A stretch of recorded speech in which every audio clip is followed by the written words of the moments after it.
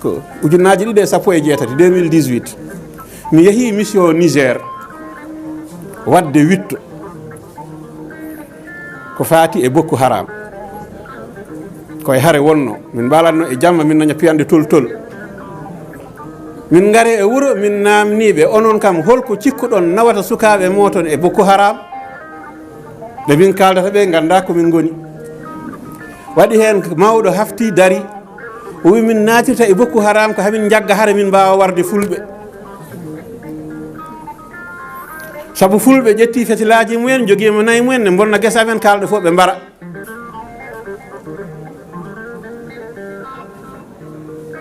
ko woɗɗani ko ɗo Thiès ɗo koɗmi ɗo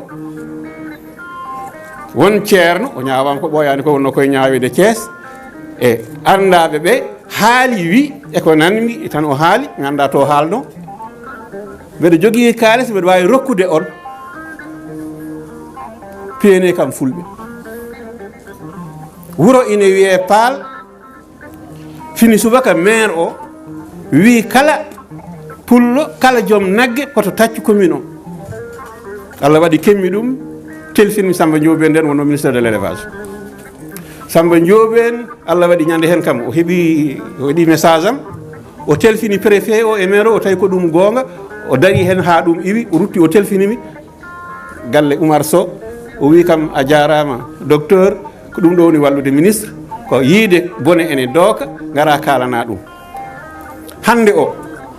mbeɗa sikki ene jeeya e ko jayde yankoɓe meɗen mbawi wallude en ko mbawi wallude pulago ko mbawi wallude leydi men ndi foof ko etade ha gonga feeña kono etade kadi ha keɓen ɓayre mbasen añede e nder hoddiɓe meɗen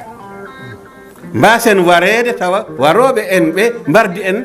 wona ɓurde en wonde jambareɓe ko ɓurde en hewde jingoɓe to laamu e ɓurde en heblanade ɗum e ɓurde en jogade kaɓirɗe ɗum ko message baɗɗo fayida hecci hanke woni moon ɓe neldumi ɗum haɗa jeeya hen somi jumani laamu Guinée woni ko e suɓade militaire uji ɓe mbaɗi examen ji résultat ji jalti manifestation ngaji mbaɗi hewɓe mon jiiɗum e télévision wonde résultat ji ɗi wona kañumen wona gonga o yalti kono gonga jaltuɗo o ko tableau statistique centre Labé ko ganduɗa kañum woni endu wumsodire Fouta Jalon ɓe ƴetti hen ko noon ujunere neɗɗo fawde e nder nden ujunere hen temedde jeetata ko mallinkoɓe hen temedde ɗiɗi ko forestier ji hen temedere ko fullo fawde nogas e jeeɗu neɗɗo so tawi e nder Fouta Jalon armée ene ƴette ujunere ene ƴette hen fulɓe hen ko sappo ɓal firti ko gonga ƴewaka ɗum kam firti ko sa jeehi ko wiyete ko Guinée maritime e jeehi Guinée forestière toon kam to wiyete fulɓe jeeyaka to kam cikkuɓe ciftortake ko hono ɗum gandeten jurnitoɗen wata bayyanumo kalɗanani o ballen ɗum caloɗen kadi wonde enen ɗowoɓe ganju leƴƴi goɗɗi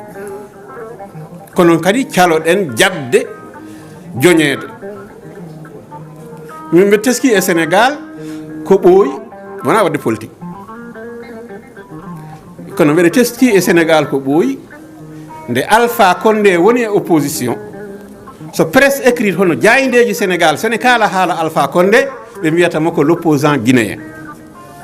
kono soɓe kaala Ba Mamadou Banque Mondial ɓe mbiyata ko le leader pôle ay stigmatisation ari Alpha Condé min mi ari galle makko mbeɗa wonde e yimɓe Conakry